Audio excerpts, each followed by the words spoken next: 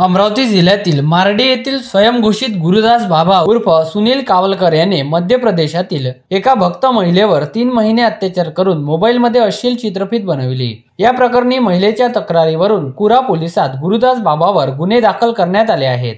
आपल्या पतीला व्यसनाधीनतेतून मुक्त करण्यासाठी जबलपूर येथील 34 वर्षीय महिला 2 मे 2023 रोजी बाबाच्या मार्डे येथील आश्रमात आली होती। पतीला व्यसनमुक्त करण्यासाठी पुढील काही महिने आश्रमातच मुक्कामी राहावे लागेल असे तिला सांगण्यात आले। तिने आश्रमात राहण्याची तयारी दर्शविली। या दरम्यान 3 महिन्यापर्यंत भोंदू बाबाने तिच्यावर सतत अत्याचार करून लैंगिक शोषण केले, लग्नाचेही आमिष दाखविले। एक दिवस महिलेला मोबाईलमध्ये त्याने केलेल्या कुकर्माची चित्रफित दिसली। तिने जाब विचारला असता गुरुदास बाबाने दमदमाटी करून धमकावले व 2 जानेवारीला तिला नागपूरला सोडून तो फरार झाला। काही महिन्यापूर्वी याच भोंदू सुनील कावलकरने गरम तव्यावर बसून लोकांच्या समस्या सोडवित असल्याचा व्हिडिओ जारी केला होता। त्याबाबत चौकशी होताच 4 धामच्या बाह्याने पसार झाला होता। या दरम्यान महिलेवर अत्याचार करून तो पुन्हा फरार झाला आहे। पहिल्या प्रकरणातच अंधश्रद्धा निर्मूलन कायद्याअंतर्गत गुरुदास बाबावर गुन्हे दाखल करण्यात आले होते। तेव्हाच त्याच्या मार्डे आश्रमातून कुरा पोलिसांनी अटक का केली नाही असा प्रश्न नागरिकांकडून विचारला जात आहे। Bureau report, Amravati breaking.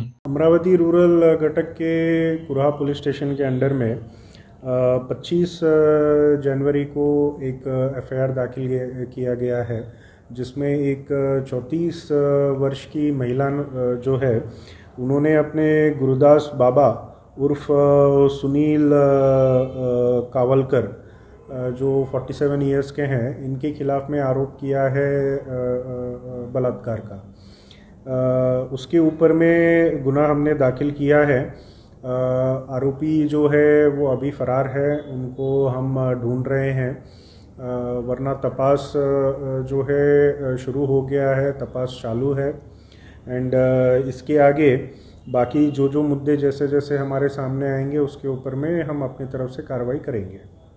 ये मैटर बहुत ही गंभीर है। फिरियादी जो पीड़ित महिला है, उनका ऐसा आरोप है कि आरोपी ने जो है इनका आपस में कुछ अश्लील वीडियो वगैरह रिकॉर्ड करके आरोपी के मोबाइल में रखा है, ऐसा उन्होंने आरोप वगैरह किया है। पुलिस हमारी तरफ से हम इस चीज़ को वेरीफाई भी कर रहे हैं, और क्योंकि अभी तक आरोपी हमारे ताबे में नहीं है, इसी वजह से ये जो संबंधित मोबाइल फ़ोन जो भी है वो भी हमारे हाथ अभी तक लगा नहीं है। आरोपी को अटक करना इम्पोर्टेंट है, और साथ में उसके यहाँ पे जो भी ये ऐसा है कुछ वीडियोज़ या फ़ोटोज़ वगैरह ऐसा कुछ है, तो उसको भी जल्द से जल्द हम जब्त करके एक तो उसको गुने के उसमें एविडेंस की तरह तो हम यूज़ करेंगे ही, साथ में ये किसी और इसके लिए यानी सर्कुलेट ना करे जैसा हम वो भी कोशिश करेंगे।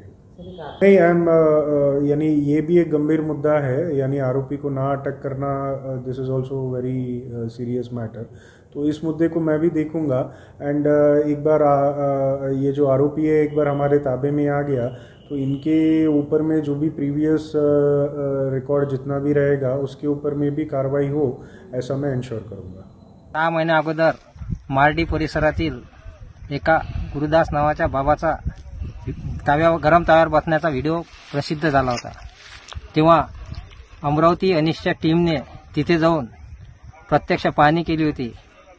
तेव्हा बाबांनी आम्ही अंधश्रद्धा पसरवत नाही असं जाहीर करून तिथून पळ काढला। नंतर चौकशी केली असता बाबा नर्मदा यात्रेवर गेले असे तिथे सांगण्यात आले। त्यानंतर अनिशतर्फे गुन्हा दाखल करण्यात आला, पोलिसांकडे तक्रार करण्यात आली होती, पण त्याची दखल तेव्हा पोलिसांनी घेतली नव्हती।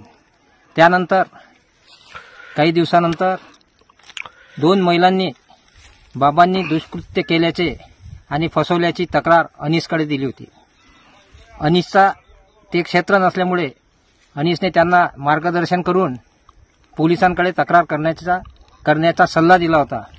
त्यानुसार त्या महिलांनी कुरा पोलीस स्टेशनला बाबाच्या विरुद्ध तक्रार दाखल केली आणि आता त्या बाबावर बलात्कार, फसवणूक व सायबर क्राईम या गुन्हा नोंदवून आश्रमाला सील लावण्यात आलेला आहे। अनिशतर्फे मी विनंती करतो आणि आवाहनही करतो की ज्या अशा फसवलेल्या बाया असतील, पुरुष असतील, तर त्यांनी समोर येऊन आपल्या तक्रारी दाखल कराव्या आणि या बाबाचं पितळ उघडं पाडावं.